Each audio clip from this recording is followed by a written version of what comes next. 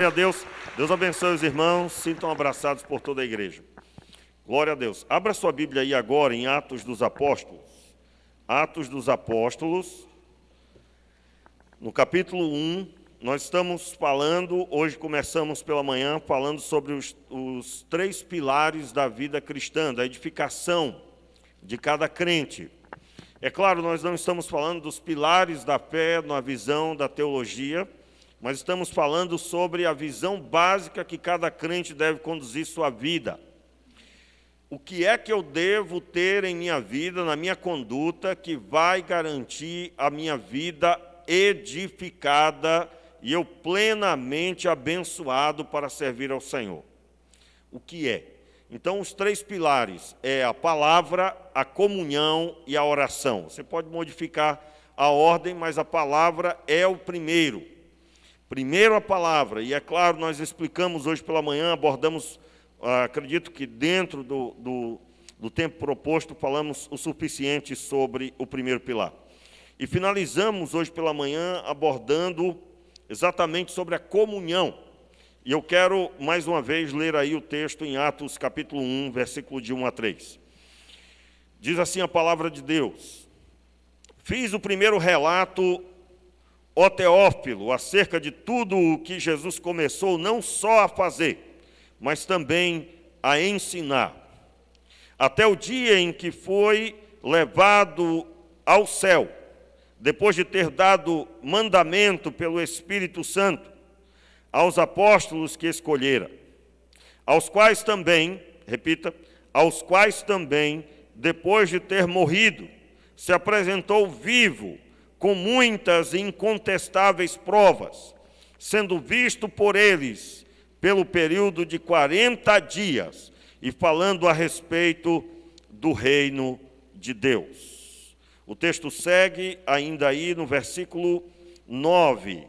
Depois que lhes disse isto, vendo eles, foi levado às alturas, e uma nuvem o recebeu, e cobriu-o a seus olhos, e estando eles com os olhos fixos no céu, enquanto ele subia, de repente, junto deles, se puseram dois homens vestidos de branco, os quais lhe disseram: Varões galileus, por que estáis olhando para o céu? Este Jesus, que dentre vós foi elevado ao céu, há de vir, assim como para o céu o viste ir. Então, verso 12, bem forte. Então voltaram para Jerusalém, vindo do monte chamado das Oliveiras, que fica perto de Jerusalém, à distância do caminho de um sábado. Tendo chegado, subiram ao aposento, onde estavam hospedados. Estavam presentes Pedro, Tiago, João e André, Filipe e Tomé, Bartolomeu e Mateus, Tiago, filho de Alfeu, Simão Zelote e Judas, filho de Tiago. Agora o verso 14, observe. Todos esses perseveravam juntos, repita, todos esses perseveravam juntos em oração e súplica com as mulheres, com Maria, mãe de Jesus, e com seus irmãos. Vamos orar? Meu Pai, tenha misericórdia de nós e que seja a Tua palavra aberta diante de nós todos e que saiamos daqui radiantes, mediante a ministração da Tua palavra aos nossos corações. Eu consagro a minha vida, este púlpito, consagro, Senhor, a minha vida diante de Ti, te peço, Senhor, que seja o Teu nome aqui, hoje à noite, mais uma vez, sobre as nossas vidas. Em nome de Jesus, amém e amém. Meus irmãos, o texto destaca claramente, no versículo 3, que os discípulos, após a obra da morte e ressurreição de Jesus, eles receberam o impacto da convicção da fé. Nós temos observado que não há como ter comunhão e ter oração sem a convicção do Cristo vivo. Cada um de nós precisa dessa convicção, e isso é oriundo do entendimento desse texto. Jesus apareceu aos discípulos após a ressurreição por espaço de 40 dias, e há uma listagem do que se deu. Em um momento ele estava no caminho de Emaús, e ele ali dialoga com 2 homens que foram seus discípulos. Em outro, ele encontra com os discípulos após uma noite de uma pescaria onde não pegaram nada. Ele pergunta a eles da praia: tendes alguma coisa que comer? E eles dizem: não temos nada. E então Jesus orienta que eles lancem as redes ao mar ali mesmo. E eles então têm agora as suas redes cheias de grandes peixes, e a ênfase dos peixes, que eram grandes em uma quantidade extraordinária, e mesmo assim a rede não se partiu. Eles chegam na praia, mas esse que estava na praia esperando eles, estava já com pão e peixe num braseiro. Jesus não tinha necessidade de alimento, absolutamente, mas ele estava ali expressando que era ele que estava vivo. E, meus irmãos, não existe cristianismo latente sem a convicção do Cristo vivo. O Cristo vivo significa que você o tocou pela fé. Você tem essa experiência, onde a sua fé é firmada na experiência palpável. E é palpável porque é pela fé. Então, o cristianismo, para ser fundamentado, Jesus utiliza a figura do número 40, onde você já sabe, 40 aqui em toda a Bíblia tinha um simbolismo especial. Durante 40 anos o povo andou pelo deserto, durante 40 dias eles espiaram a terra, ainda que não creram ao ponto de entrar na terra. Mas o número 40 é um número especial. Durante 40 dias Jesus jejuou no deserto e foi tentado por Satanás. A Bíblia vai nos ensinar, em outras palavras, que esse simbolismo é usado de novo. Usado agora como que para massificar a fé na vida dos discípulos. Entenda, uma pessoa que vai desbravar as nações, os discípulos, precisavam de uma fé massificada, firme, rocha pura. E isso só é possível com muitas e inefáveis provas de que Jesus está vivo.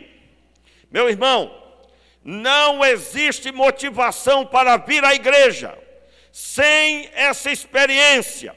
Eu estou aqui recapitulando, é claro, somente o tempo de 1h e pouquinho que gastamos hoje pela manhã, onde percorremos alguns textos da palavra.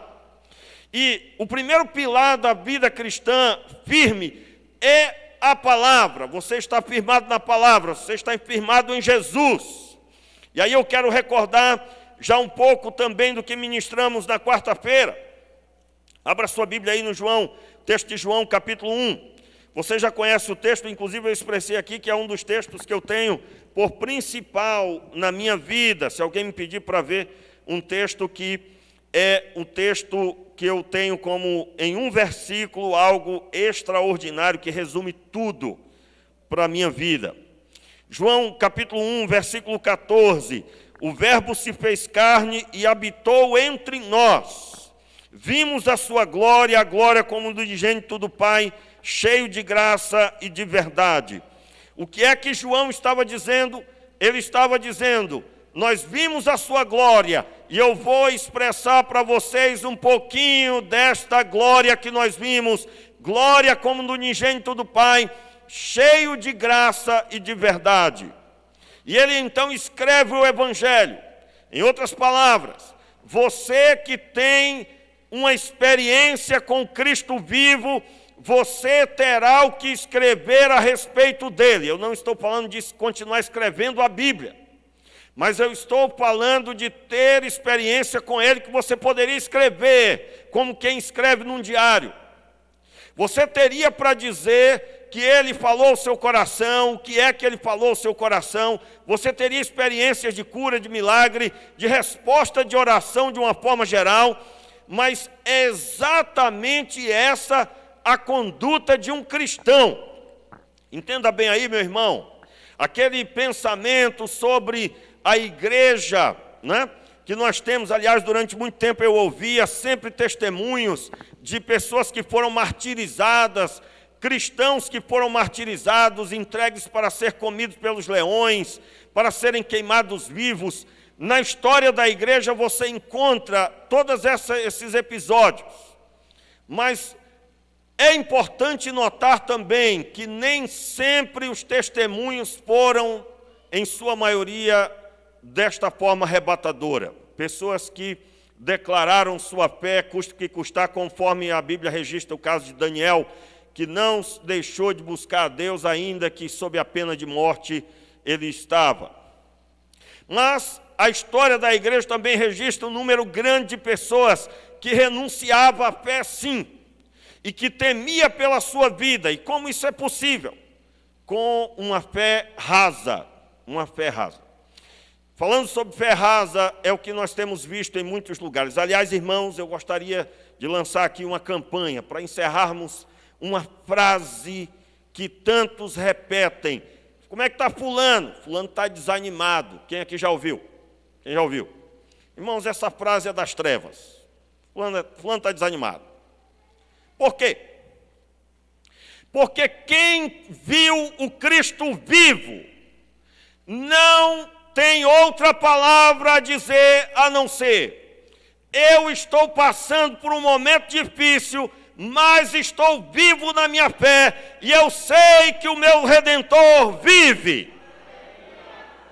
Então, todos os crentes que estão de braços cruzados, que largaram o dom celeste, que deixaram as suas tarefas, que tiraram a mão do arado, estão debaixo de uma única explicação: eles não viram o suficiente ao ponto de ter uma convicção de fé arrebatadora.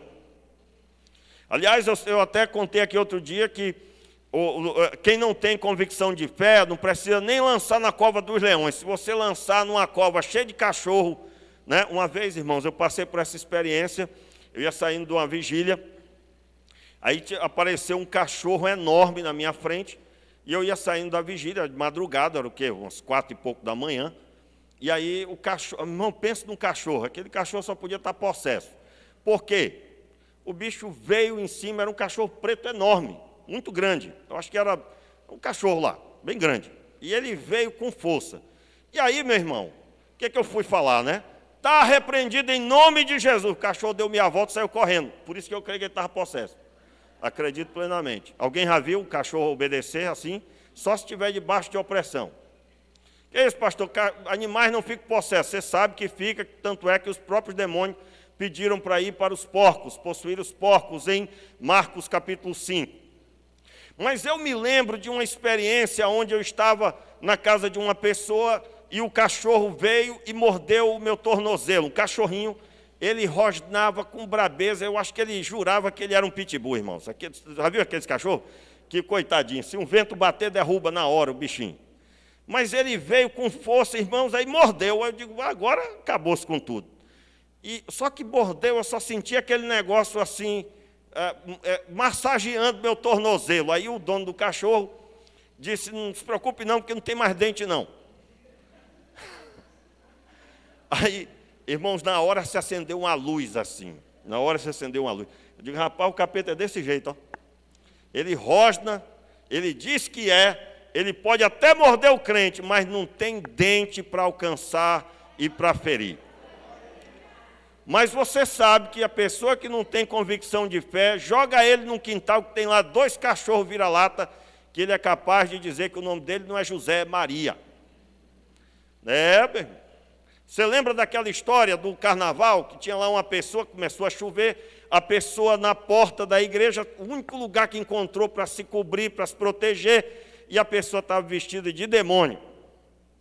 E o pregador, animado lá no púlpito, disse, olha, irmãos, o diabo é real. o diabo, ele existe.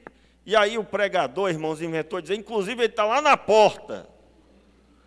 E aí quando o pessoal viu, irmãos, aquele homem bem trajado de capeta, conta a história que o pessoal começou a correr, o único que ficou foi um aleijado de cadeira de roda. E aquele aleijado olhou para o cabra tentando se explicar de o que é isso, não é nada disso. E o aleijado disse, olha, seu diabo, pelo amor de Deus, não faça nada comigo, porque inclusive eu venho para cá obrigado, eles me trazem obrigado. Pobre do aleijado, irmãos. Faça nada comigo não. Eu venho para cá forçado. Não tenho nada a ver com eles aqui. Meu irmão, eu acredito que isso é uma história criada, só pode ser, não é possível, meu Deus do céu. Mas ao mesmo tempo, de vez em quando, eu acho que você anda escandalizado, anda ou não anda? Irmãos, como de vez em quando eu ainda me surpreendo com tanto evangelho raso. Irmãos, nós não passamos luta nenhuma. Luta nenhuma. Nós não estamos passando luta nenhuma se comparado à peste negra que morreram milhões de pessoas. Não passamos absolutamente nada comparado. Não estamos debaixo de perseguição cristã da forma que já houve, como por exemplo por Nero, aonde diz a história de que não havia mais madeira em Roma para crucificar. De tantos que foram crucificados, aproximadamente cerca de 3.000 pessoas foram crucificadas por Nero. Isso é que é perseguição. Mas eu peço a Deus misericórdia, que Deus traga um avivamento sobre a igreja, porque o cristianismo no nosso tempo a pessoa está pensando em se desviar. Por quê? Porque eu estou orando por um emprego e ainda não recebi. Porque eu estou orando para que Deus me cure e Ele não curou. Aí a pessoa está chateada. Não cuidaram de mim, não ligaram para mim nesta pandemia, nesse período eu estive tão dificilmente enfrentando problemas e não cuidaram de mim. Esses são os motivos, irmãos, que tantas pessoas... Uma vez, eu me lembro que teve um casal que frequentou aqui, e eles vieram uma vez para nunca mais. Aí encontraram comigo na rua, brabos da vida, era um casal de líderes de uma outra igreja, estavam visitando aqui a cidade. E aí eles estavam muito brabos. Disse, olha, o senhor é o pastor da igreja? Eu digo, sou senhora, sou senhor. Aí um deles disse assim, olha, eu fui na sua igreja, e na porta não perguntaram o meu nome, não perguntaram quem eu era, eu não vou mais na sua igreja, eu sou um diácono e não fui apresentado. Aí eu digo, meu Senhor, esses são os motivos dos crentes ficarem chateados. Um dia uma pessoa disse para mim, pastor, o sonho do pastor fulano é pregar no púlpito da nossa igreja. Eu digo, meu Senhor, tem misericórdia, é o sonho de consumo do homem. O sonho de consumo dele era pregar no púlpito daquela igreja. Olha como estamos doentes e não percebemos. Porque você lê Atos dos Apóstolos, você vê Paulo entrando nas cidades e pregando às pessoas. Os púlpitos eram as esquinas das ruas.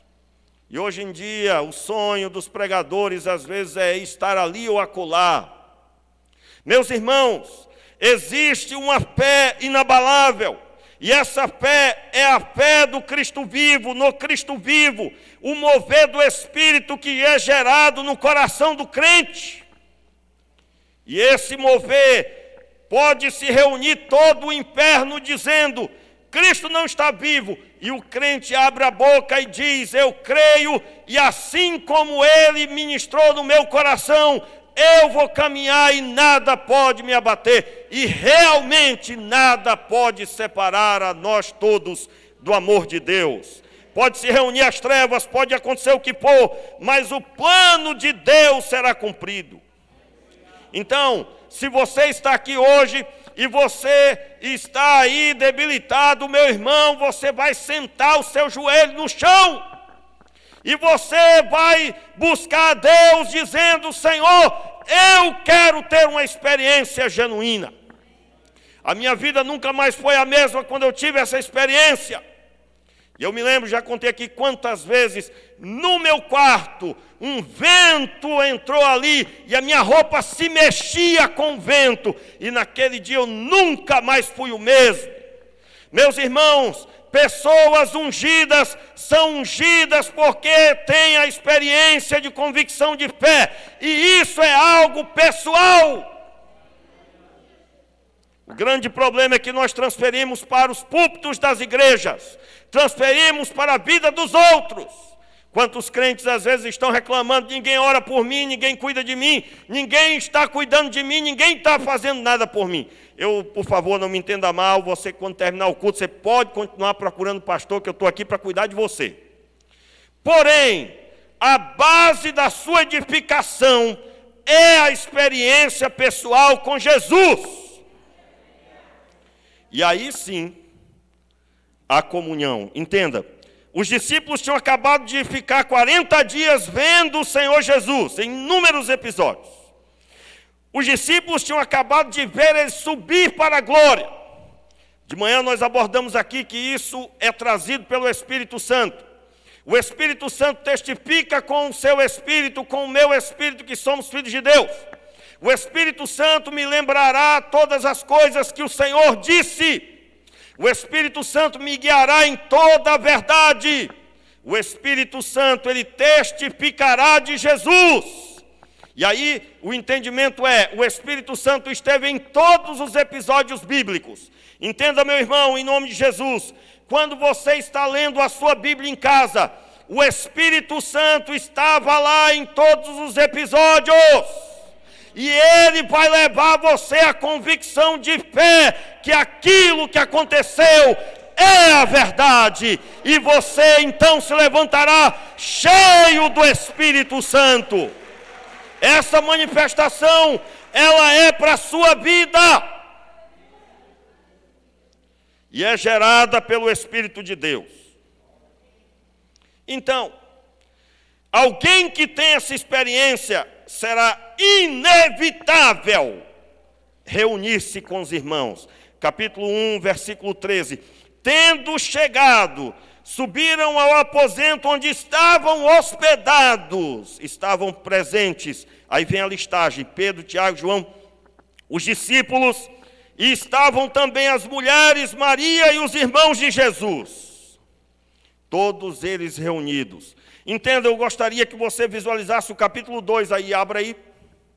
Capítulo 2, eles estavam em Jerusalém esperando a promessa, o cumprimento da promessa. Em Jerusalém, eles estavam esperando o cumprimento da promessa, pois Jesus havia dito. Capítulo 2, verso 1 diz: aproximando-se o dia de Pentecostes, estavam todos reunidos no mesmo lugar. Repita aí comigo. Aproximando-se o dia de Pentecostes, estavam todos reunidos no mesmo lugar. Observe que aquilo que começou, narrado aí em Atos 1, versículo 13, está aí a listagem dos discípulos. E aí o verso 14 do capítulo 1, acompanhem. Todos esses perseveravam juntos, repita, juntos, em oração e súplica, com as mulheres, com Maria, com a mãe de Jesus e com os seus irmãos. Meus irmãos, eles perseveravam juntos. O que significa perseveravam aqui? Eles estavam em contínua oração. E eles perseveravam nesta oração. Perseveravam. Eu quero declarar aqui uma coisa sobre você. Meu irmão, restaure na sua vida a perseverança da oração. Olha só como está errado a nossa visão, nós temos que mudar a nossa visão. Eu tenho pensado de fazer um dia de consagração aqui. Na verdade, é um dia que eu vou separar para me trancar aqui, para ficar aqui no templo buscando a Deus. Eu vou abrir para quem quiser, né? Quem quiser, venha para buscar a Deus. Aí eu pensei, eu vou fazer isso, mas como eu vou fazer? Né? Eu fiquei pensando. Aí eu digo, meu Deus, se eu começar a fazer como eu faço quando estou sozinho, vai ter uma meia dúzia que vai logo embora na primeira hora. Como é que é quando eu estou sozinho? Meu irmão, vou ficar lá meia hora de joelho orando por um só motivo, dependendo do que Deus está dirigindo minha vida. Aí eu fico pensando, meu Deus, se eu estiver com o povo, vou ter que seguir um padrão que eles entendam. Porque se eu for fazer aquilo que eu estou acostumado, muita gente não fica. Por quê? Porque muitos querem chegar, ser abençoados logo na primeira oração. Desculpa aí, irmão, mas você vai sair de mãos abanando. Que é isso, pastor? Que palavra desanimadora. Não, irmão, estou te abençoando. Estou dizendo para ti a verdade. Como é que Daniel orou 21 dias e só no 21º dia ele teve a revelação do que aconteceu, do que iria acontecer, e aí chega agora um cabra que nem começou a orar, já quer ser abençoado. Já notou isso? Jesus orava a noite toda e tinha o costume de fazer isso. E aí a pessoa quer os milagres de Jesus sem orar a noite toda. Me lembro, irmãos, hoje não tem mais isso, mas logo no começo, quando eu fiz um propósito desse aqui, eu abri para a igreja e convidei a igreja para fazer, teve no final uma pessoa, que eu creio que hoje já não faria mais, porque já entendeu que não é assim, né? A pessoa perguntou, pastor, o senhor está bem? O senhor tem certeza que o senhor está bem? Porque eu tinha anunciado de orar de meia-noite até 5 da manhã na época. Quem lembra disso? Quem lembra? Aí a pessoa diz, o senhor está doido. Aí eu disse, olha, se eu estou doido, Jesus é o doido número 1, com todo respeito. É o primeiro a enlouquecer, porque quem é que deu o exemplo para nós fazermos isso? Foi Jesus. Com todo respeito, estou falando aqui na linguagem da pessoa. E aí eu entendi mesmo, eu perguntei, né, mas como assim, se eu estou bem? A pessoa achava que eu não era normal por fazer isso. Na verdade, nós estamos com a nossa fé rasa. Então, a prática da fé deve ser uma realidade da nossa vida. E essa prática, irmão, só haverá comunhão quando a convicção do Cristo vivo for uma realidade na vida. Senão, fica aquele crente assim, parece que é um pavor que ele está fazendo vindo para o culto. Já notou isso? Já notou? Você vai lá conversar e diz, eu vou ver. Essa semana eu tirei para ligar para uma porção, né? De um ou outro eu ouvi, vou tomar a segunda dose da vacina. Tá bom, beleza. Aí o outro diz, não, teve pelo menos uma pessoa que admitiu, pastor, eu estou fria na fé mesmo. E eu achei um barato a pessoa reconhecer. E aí eu digo, olha, a minha recomendação é que você volte às programações, volte ao culto, e até o final desse culto eu esperava ver a pessoa, mas não está não. Se está acompanhando o próximo culto, quero ver você. Por quê? Porque vamos deixar essa história de ficar em casa por causa disso, daquilo outro, e você precisa entender que você tem que ter comunhão. Então, meu irmão, pastor, mas nós estamos em pandemia ainda. Meu irmão, você vai com todo cuidado de máscara, vai com álcool. Se você quiser sair, eu tenho uma irmã, minha irmã mais velha, né? Ela não pegou até hoje, e ela disse, olha, tratou do marido que pegou, tratou de algumas pessoas que pegaram, ela não pegou. Aí ela dizendo para mim a estratégia, 2 máscaras, aí ela ia no hospital visitar a pessoa, mas ela saía no elevador, saía jogando no ar do elevador o sprayzinho do álcool. Eu não sei o que você vai fazer, talvez você vai fazer assim, mas você vai vir, meu irmão. Por quê? Porque é bíblico que eu tenho que estar em comunhão. Agora, quando eu vejo uma pessoa cheia de dedos, cheia de não me toques, eu até paro de falar. Por quê? Porque não aconteceu a experiência transformadora na vida dela ainda. Meus irmãos, eu digo a você, eu estou aqui há 16 anos pregando nesse púlpito. Se não é a experiência do Cristo vivo, eu não estaria mais. Se é assim na sua vida, glória a Deus, porque essa é a visão, ninguém suporta. Você vai se cansar de todas as coisas. O que renova a nossa vida é a experiência com Jesus. Então eu estou dizendo que o segundo pilar da fé cristã, da edificação pessoal, é o entendimento que eu tenho que estar junto com os meus irmãos. Meus irmãos, se você tem muitos problemas de saúde, você não é autorizado pelo seu médico não autorizou você sair de casa, tudo bem, mas se nós procurarmos essas pessoas, é uma minoria esmagadora. O restante está surfando nessa de que por causa da doença, E eu estou dizendo para você, não há outro caminho, nós temos que cumprir a Escritura Sagrada. E agora, tendo comunhão, o que é que tem que acontecer? Eu quero dar destaque, meus irmãos, que esses que começaram a orar juntos, eles permaneceram por 7 dias. Por quê? O texto diz no capítulo 2, verso 1, mais uma vez acompanhe.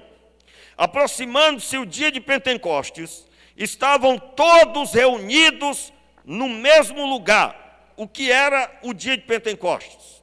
Ao se cumprir, eu gosto mais da tradução que diz, ao se cumprir o dia de Pentecostes, que era o 7º dia da festa, eles então estavam há pelo menos 7 dias em oração, perseverando. E aí eu quero deixar claro para você, porque aqui há um princípio de Deus. Todas as pessoas que foram abençoadas no nível espiritual, você vai encontrar Moisés, ele desceu do monte com seu rosto resplandecente, mas ele subiu cerca de 1.500 metros de altura. Ele lavrou 2 pedras para subir e fez isso por 2 vezes. Qual é a barreira que você tem que quebrar? Não existe pessoa na Bíblia que foi abençoada sem pagar um preço de renunciar a alguma coisa e de perseverar na obediência. Portanto, larga fora essa doutrina das trevas, de que Cristo te salvou e já te deu todas as coisas, você fica aí de braços cruzados espiritualmente. Não é assim a vida cristã. É de graça, mas custou caro e caro ao preço de sangue. É de graça porque você nunca jamais poderia alcançar pelos seus méritos. Mas é caro absolutamente porque só do jeito dele é que você passa a ser abençoado. E não é do seu. Eu estou dizendo que muitos vão ter que ir para o joelho bastante tempo.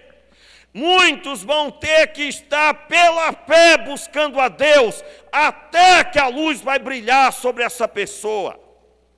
Eu entendo, meus irmãos, pela Escritura, que uma pessoa que deseja ser abençoada, ela tem que quebrar a barreira de que ela é um recebedor, e sempre um recebedor. Eu não sei se você já notou, mas existe, por exemplo, os estudantes, os alunos da EBD, sempre vêm à EBD e sempre estão se preparando, estão sempre se preparando. Domingo que vem tem mais, irmãos, e aí a pessoa está aprendendo.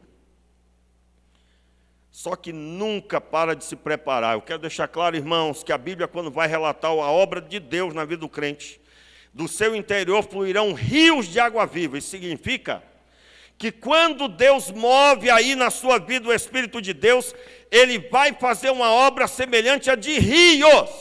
Quando um rio passa, se formam ao redor cidades. Isso significa que aquilo que flui de você vai gerar vida aonde passar. E você passa por um local chamado trabalho, pessoas lá do seu convívio, sua escola, sua universidade, eu não sei qual, mas a situação é que você é como um rio para Deus. E nunca jamais Mar Morto. Você sabe que a dinâmica do Mar Morto é, o Mar Morto só recebe água salgada e só acumula sal. E nada sobrevive ali. É o que acontece com os crentes que teimam em romper com a orientação de Deus. Entenda, você terá um período de maturação. E esse período de maturação é determinado por Deus. Mas quando esse período se formar, você passará a ser usado extremamente. Mas o período de maturação é feito com renúncia, com dedicação. Foi o que ministramos aqui na quarta-feira, onde eu relatei que Jesus cresceu na graça e no conhecimento por espaço de 30 anos. Hoje em dia a pessoa quer olhar para o texto de Mateus capítulo 5, Sermão do Monte. Irmão, Jesus pegou a lei e resumiu a lei, corrigindo todos os erros que na época dele as pessoas estavam transgredindo. As pessoas na época de Jesus olhavam para a lei e tinham a sua interpretação que não era a forma de Deus. E Jesus corrigiu toda a má interpretação da época em 3 capítulos, um sermão. Hoje em dia a pessoa quer pregar tudo aquilo, mas não quer pagar o preço dos 30 anos crescendo na graça do conhecimento. Eu estou dizendo que você tem que estabelecer uma meta.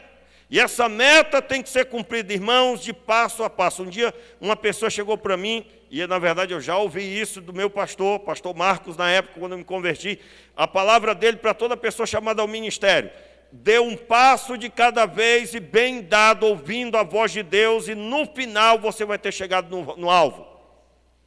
Eu estou falando que hoje você tem que obedecer a Deus, e se a voz de Deus está ministrando que você tem que parar tudo que você está fazendo, você tem que mudar o que você está fazendo, que você tem que priorizar outras coisas, você vai fazer isso. Porque Deus está gerando em você a maturidade. E aí, quando você for abrir a sua boca, você que é chamado para o ensino da palavra, você vai ter o que ministrar, porque Deus injetou em você. E isso se consegue através da comunhão pessoal. E a comunhão com os irmãos será de grande benefício. Abra sua Bíblia em 1 Coríntios, capítulo 14. Eu quero ler somente o versículo 26, ainda que o texto é riquíssimo, mas 1 Coríntios, capítulo 14, versículo 26, que diz assim. 1 Coríntios, capítulo 14, versículo 26. Que diremos, pois, irmãos, quando vos reunis, cada um de vós tem salmo, tem doutrina, tem revelação, tem língua, tem interpretação, faça-se tudo para edificação. Isso significa que quando estivermos reunidos, que Deus abençoe, que você tenha a estrutura de Deus aí para ministrar sobre a vida do seu irmão. Qual é o alvo que nós estabelecemos hoje de manhã? Eu creio na restauração da igreja do primeiro século. Em que sentido? A igreja do primeiro século era marcada por um fato extraordinário. Eles se reuniam em reuniões de até 70 pessoas. Não existia local para reunir um número maior do que isso. E eles se reuniam para contar o que Deus tinha feito no decorrer da semana. Isso significa que tem que mudar uma estrutura aí. Você que vem para a igreja visando ouvir o como vai ser sua semana, mude a visão. Você passará a vir e ao final, e durante, e antes, você tem o que falar em comunhão com seu irmão que vai edificar a vida dele. Para aquele irmão que está chegando agora desanimado dentro dessa linguagem que o povo fala, ele só diz isso porque ele está novo ainda, não entendeu. E aí você vai injetar o que Deus tem ministrado na sua vida. Eu pergunto nessa noite, se agora a reunião estivesse sob seu controle, você dirigindo a reunião, você tem salmo, você tem doutrina, você tem dons espirituais, você tem ministração de Deus aí para poder escoar na vida do seu irmão. Senão, meus irmãos, vai acontecer o que quase sempre alguém aqui já pode ter visto. Começa a se reunir, aí, olha a reunião de hoje. Churrasco, almoço, jantar, isso tudo é ótimo, isso tudo é uma maravilha. Isso é muito bom, irmãos. Mas se essa reunião, na hora que alguém chama para orar, começa a esvaziar, você está com a primeira parte das palavras de Jesus. Não só de pão viverá o homem, você está lendo ao contrário. Já notou que parece para alguns, só de pão viverá o homem e de uma parte das palavras de Deus. Já notaram que está assim? Aí você chama a pessoa, diz, tem que ter comida. Tem que ter comida no meio. Aí alguém chega e diz, crente não bebe nem fuma, mas come que é uma beleza. Meus irmãos, o que é isso? Eu estou dizendo que a reunião, ela precisa ser pautada em primeiro lugar com o objetivo de abençoar o outro. E esse pilar da vida cristã é quando eu estou para abençoar o outro. O que inverteu? Inverteu porque você encontra as pessoas dizendo, eu gostaria tanto de reunir, eu estou tão fraquinho. Não, a visão é que eu fui cheio e eu tenho para escoar sobre a vida do meu irmão. E essa visão precisa ser restaurada na sua vida. Isso muda tudo. Por quê? Porque quem pensa da forma de Deus vai buscar conforme a forma de Deus. Por quê? Se eu entendo que eu tenho que ter salmo, eu tenho que ter doutrina, eu tenho que ter língua, eu tenho que ter revelação, para que quando eu me reúna com meu irmão, eu possa ser usado por Deus para abençoar ele em alguma coisa, para somar com aquilo que Deus está gerando na vida dele. Eu já contei aqui, eu sou fruto de uma experiência dessa. Eu sou fruto de um tempo em que, não tendo vigília, nós criávamos a vigília. Como é que era naquele tempo? Sexta-feira, vigília dos jovens. Meu irmão, era raro quando não tinha. Quando não tinha, era avisado, mas tinha 2, 3, 4, 5, 10, mas tinha vigília toda sexta-feira. Segunda-feira era o dia da vigília em outro lugar. E quando não se fazia uma outra na quinta. E eu me lembro que era o quê? Mais ou menos 14 a 17 adolescentes e jovens. Eu tinha 18 anos. O mais novo tinha 14. O mais velho, se eu não me engano, tinha 19. E meu irmão, quando nos reuníamos para orar, eu me lembro das manifestações de Deus nos 9 dons. Só um ou outro dom nunca vi se manifestar, mas era poder de Deus se manifestando. A maioria desse grupo são pastores e líderes hoje. A edificação era uma realidade. Eu me lembro que um deles era o mais velho. Eu perguntei assim, olha, eu era novo, muito novo na fé, eu perguntei, olha, eu notei que você tem uma Bíblia aí diferente. Que Bíblia é essa? Irmãos, ele sentou comigo e me apresentou a Bíblia Thompson, que é a minha Bíblia principal até hoje. Ainda que eu gosto muito de outras, tenho várias Bíblias, mas ela é minha Bíblia principal. E ele parou e gastou comigo, acho que mais de 40 minutos, e eu tinha uma pergunta, me fale sobre jejum. E ele parou e me deu um estudo bíblico ali, sem programar, abrindo a Bíblia e me mostrando sobre o jejum. Eu estou falando disso. Quando vos reunirdes, tem doutrina. E aí a pessoa vai se reunir hoje, ela está dizendo, não, eu gostaria de receber, você ora por mim?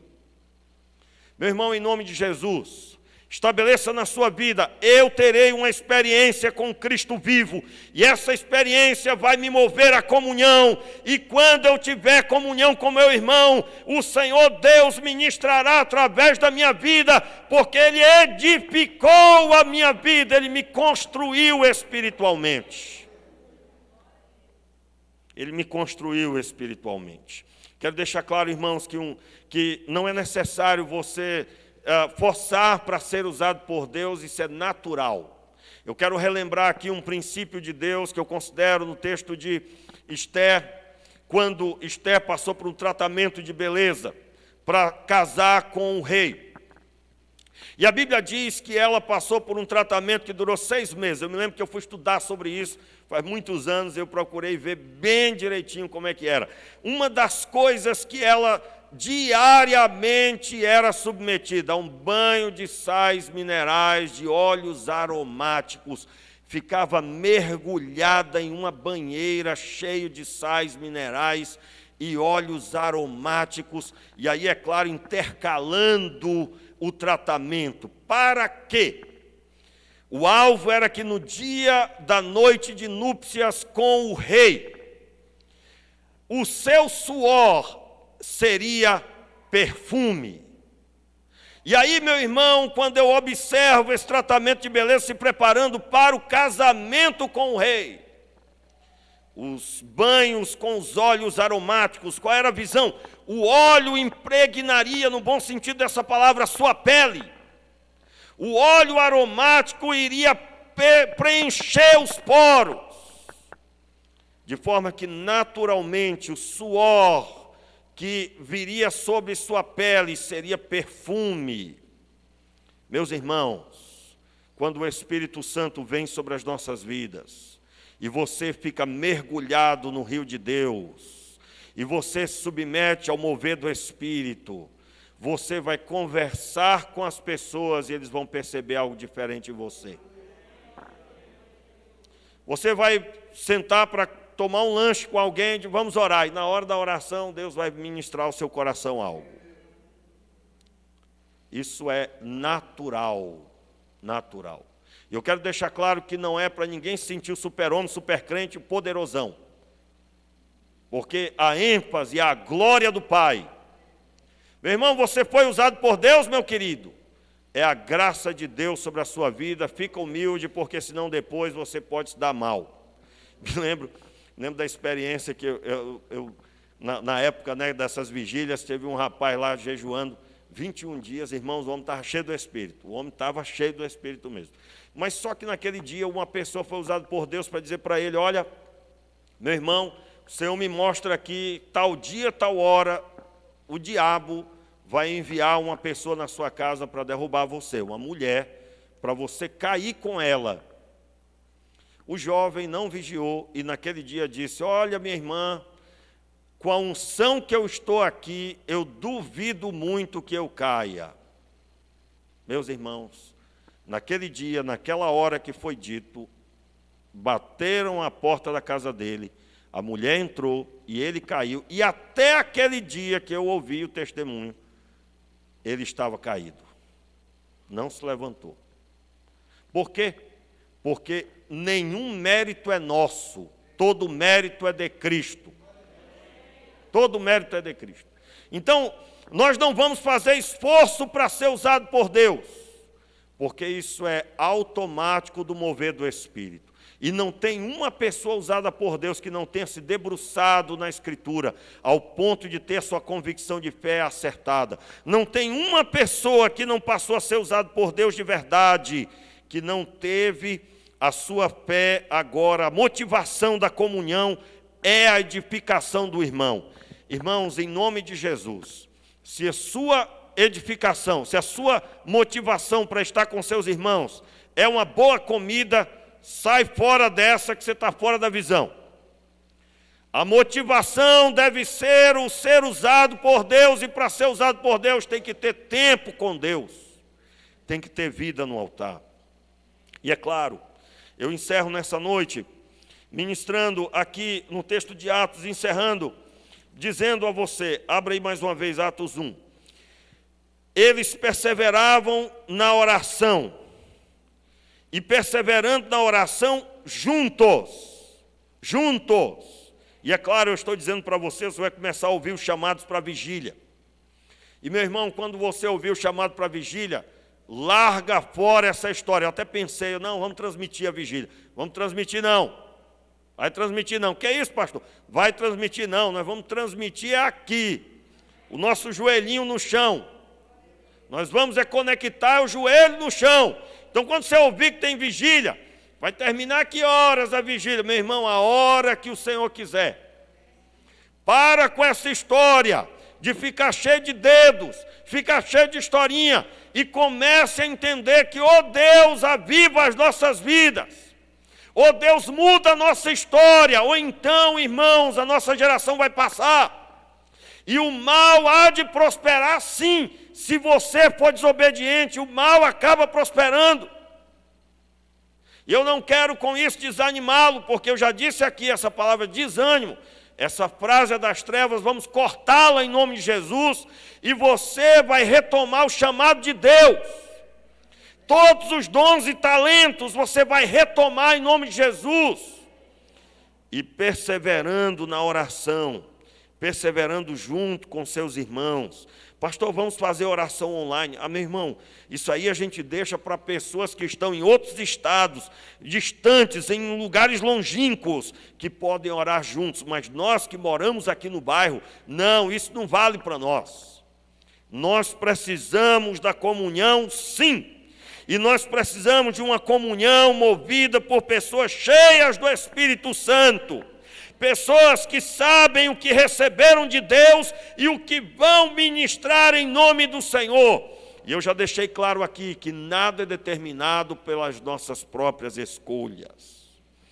A não ser que você seja chamado à ministração da palavra, você sabe muito bem especificamente o que Deus quer que você ministre, mas absolutamente o mover do Espírito é livre. O texto de Tiago 5,16 diz: confessai as vossas culpas uns aos outros e orai uns pelos outros para que sejais sarados. E a oração feita por um justo muito pode em seus efeitos. Quando que isso pode acontecer se houver o distanciamento? É preciso haver a comunhão. Então, quando terminar o culto, meu irmão, gaste um tempo, invista um tempo na vida do seu irmão, ouvindo suas dores, suas tristezas, e no nome de Jesus, ministre uma palavra sobre a vida dele. Sua vida como instrumento de Deus. E o exército de pessoas ungidas que caminharão sob a ótica do Pai, sob o chamado do general que é Jesus Cristo, marchará com uma visão única. Deus me chamou para ser um profeta, Deus me chamou para ser instrumento nesse tempo, e eu não vacilarei, mas caminharei em triunfo. Diga amém, eu recebo. Fique de pé no seu lugar, feche os seus olhos, põe a mão no seu coração e faça uma oração de arrependimento. Se arrependa de toda desculpa, de toda palavra que você, toda justificativa diante de Deus. Quero deixar claro, irmãos, que o dia do juízo está chegando, e no dia do juízo nenhuma justificativa poderá ser dita. Nada poderá justificar a inércia da igreja. Eu estou dizendo que o Senhor Deus está chamando você a um concerto. E esse concerto é aqui hoje. E ao passar por aquela porta, o Senhor espera de você a disposição para ser instrumento nesse tempo. Feche os teus olhos e se arrependa. Se arrependa, você que está em casa da mesma forma. Se arrependa de toda a inércia, toda a mornidão, todo o processo de queda que você estava em pleno andamento. Pai, nos arrependemos e pedimos misericórdia. Misericórdia, meu Pai. Misericórdia diante das justificativas, das desculpas. E nós queremos retomar a nossa posição como igreja de Deus, como instrumento de Deus, como igreja do Deus vivo, como sal, como luz do mundo. Queremos retomar a nossa posição, meu Deus.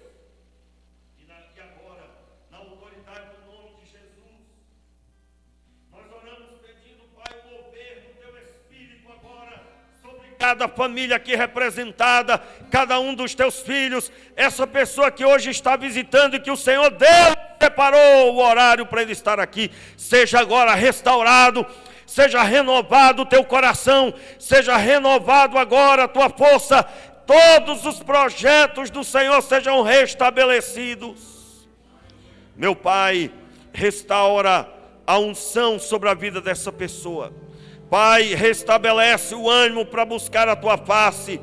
Restabelece, Senhor, o anseio por buscar a tua face, por ter comunhão, Senhor, para a edificação do corpo. Nós oramos assim, Pai, no nome de Jesus. Levante as tuas mãos e declare agora, Pai, eu recebo essa unção na minha vida, a unção para buscar a face do Senhor, a unção para buscar a unção do Espírito, a unção para desfazer as cadeias aonde você passar, na autoridade do nome de Jesus. Pessoas enfermas que o Senhor vai te usar para curar, pessoas que estarão caídas, que o Senhor te dará a palavra com autoridade para declarar restabelecidas em nome de Jesus. Você é um guerreiro de Deus, um ungido do Pai. Receba essa unção, receba o mover do Espírito sobre a tua vida, em nome de Jesus, em nome de Jesus. Põe a mão aí no teu coração agora. Você acabou de receber a unção aí. Agora coloque a mão sobre o teu peito e declare em nome de Jesus, em nome de Jesus, novidade de vida, novidade de vida. Seja liberada essa unção agora sobre a tua vida, e do teu interior flua rios de água viva. Flua agora rios de água viva em nome de Jesus, em nome de Jesus. E agora, que o amor de Deus, Que a graça do nosso Senhor e Salvador Jesus Cristo, que as consolações do Espírito Santo estejam sobre a tua vida, sobre a tua casa, sobre o teu trabalho, e aonde colocar a planta dos teus pés seja dado, em nome de Jesus. Amém e amém. Dê um forte